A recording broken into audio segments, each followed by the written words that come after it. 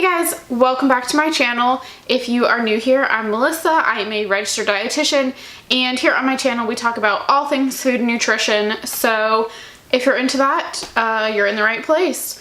Also, I am wearing a shirt. I just realized it kind of looks like the same color of my skin, so I am clothed. Today we are going to talk about something important and something that I want everyone to know about, and that is intuitive eating. I feel like intuitive eating has been kind of a hot topic lately, at least in the circles of the internet that I roam in. So if you already know what it is, we're just going to talk a little bit more about it today. If you don't know what it is, we're kind of going over the basics today. So I think intuitive eating is something that we should all learn about, strive for, especially in the current kind of diet culture dominated world that we live in. So there's a ton to talk about when it comes to intuitive eating, so I think this probably will be a multi-part series. So today I think we're just going to start by talking about the 10 principles of intuitive eating and just kind of briefly going over what they are and what they mean. Maybe in another video I can talk about how to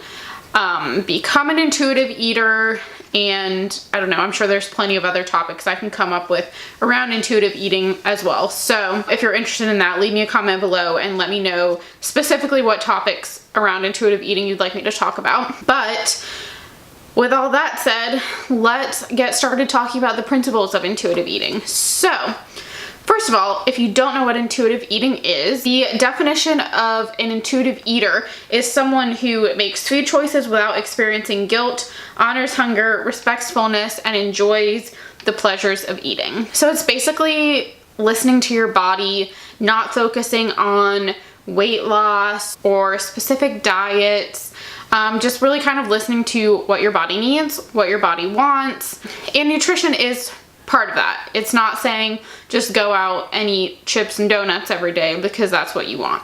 Although if you do want a donut or if you do want a couple chips, that is totally okay. This principle can be used for chronic dieters, which I think a lot of people are. It can be used to help recover from eating disorder. Really, I think anyone can apply this principle to their lives and, you know, just kind of take the stress and the guilt out of eating. So like I said, there are 10 principles to intuitive eating, so I'm just going to go through them, briefly explain what they are, and then like I said in another video we can go more in depth on whatever topics you want. Principle number 1 is to reject diet mentality. So that is pretty self-explanatory, you know, it's rejecting this idea that we should all constantly be trying to lose weight, that we all need to be a certain size, that you can't eat this food because it's not good for you, or you can't eat this food because it has carbs in it, or it's too fatty, or all of those things that you are thinking about when you're on a diet, which a lot of people are pretty much always on a diet. So it's rejecting that mentality, and intuitive eating does kind of have similar principles of health at every size, where your body really does have a set point where it's happiest, and you don't need to diet to get there. Your body is happiest at whatever weight that is, and you don't need to take extreme measures to make it smaller or larger than it wants to be. Principle number 2 is honor your hunger. Again, that's pretty self-explanatory, but a lot of people don't honor their hunger. You know, it's really taking your hunger cues into account. It's having a snack if you feel hungry. It's not skipping meals. It's not saying, well, I already used my calorie allotment for the day, so I can't eat anymore. It's listening to your body when it's hungry and feeding it when it is hungry. Number 3 is make peace with food. I think that can be hard for a lot of people, you know. That means seeing food for what it is, as a source of nourishing your body, not the enemy, not something that makes you feel guilty, not something that causes you stress, just enjoying food and not having those strong negative emotions attached to food. Number 4 is challenge the food police, and she goes quite in depth about food police and different kind of mental personalities like the food police and the food rebel and things like that. Basically, the food police is like the guilt that you feel when you want to eat something that might not be quote unquote good for you. So taking the judgment out of food, because that's what the food police do. There are little food police in your mind that judge you when you eat things and make you feel guilty. So challenge those judgments, challenge those guilty feelings.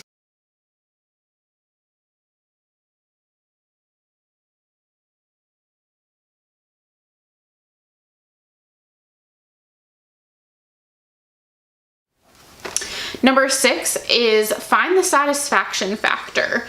So that means don't just eat, whatever food you are eating because it's part of your diet plan. Eat what's going to satisfy you, because in reality, if you really want a scoop of ice cream and instead of ice cream you try to have a 100-calorie pack of cookies and you're not satisfied, you're still going to want the ice cream, and then you're going to have something else that doesn't satisfy you, and then something else that doesn't satisfy you. And you could have just had the ice cream to begin with. So finding those foods that satisfy you, enjoying that food, and going for the satisfaction factor rather than, the diet option. Number 7 is another big one, and that's cope with your emotions without food.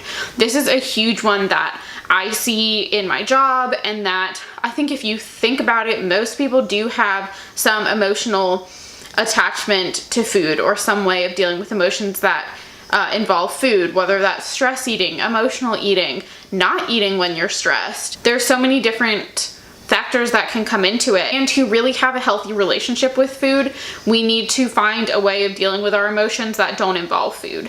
Because when you think about it, if you're really stressed, is eating whatever or not eating whatever really making you feel better? No. So we need to do some experimentation, figure out what it is that actually helps us deal with those emotions rather than turning to food. Number 8 is respect your body. Again, that's pretty self-explanatory. Respect its hunger cues, respect fullness cues, respect satisfaction, respect all of the things that we've already talked about, and don't put extra stress on your body with things like extreme diets, because you only get one body. Number 9 is exercise. This is a tough one because it can be used a lot in eating disorder recovery or recovery from chronic dieting. In a lot of those cases, exercise is used as a form of compensation for eating something you shouldn't have eaten or over-exercising. So when we talk about exercise in intuitive eating, we're talking about moving your body intuitively. So, if you wake up thinking you're gonna go lift weights and you wake up and your body is tired and you know that you really just don't want to do that, it's okay to do some stretching and some yoga instead, or go for a run instead. It's listening to your body, what your body needs, and using exercise as a part of an overall healthy lifestyle, not as a way of compensating for something that you ate. And finally, number 10 is honor your health with gentle nutrition. So I think a lot of people, when they hear about intuitive eating, say, okay, so you're just saying you can eat whatever you want, whenever you want. People are just gonna go eat chips and cookies and ice cream and all that good stuff. But nutrition is part of it too. It's listening to your body and what your body needs, eating food that makes your body feel good, and realistically, nutritious foods are gonna do that. And they go into a lot more detail in the book Intuitive Eating about this. But, many people, when they get into intuitive eating, will have that phase of wanting to eat all those foods that they previously restricted when they were dieting. And you pretty quickly grow out of that phase and realize what your body actually wants is healthy foods. So using nutrition as a way to make your body feel good, and realizing that those foods do make your body feel good. Nutrition is not the number one factor in intuitive eating, because many people use nutrition as an excuse to restrict in terms of eating disorders and chronic dieting. So that's why it is the last of the principles, because nutritious food is still important, but you kind of have to master all those other things before you can really take a good look at nutrition. So those are the 10 principles of intuitive eating. I hope that you learned something, and I hope that you enjoyed this video. I think I did forget to mention in the beginning that I just finished reading Intuitive Eating, which is a book by 2 dietitians whose names I don't remember, but I will link it on Amazon or whatever below if you would like to read it. So that is kind of why I'm talking about this. Like I said, there's so many other things to talk about in terms of intuitive eating.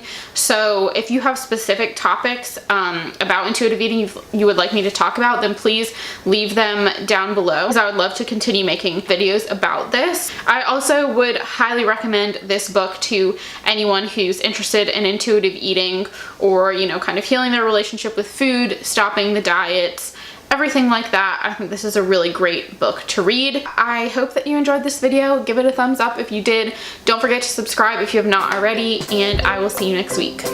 Bye.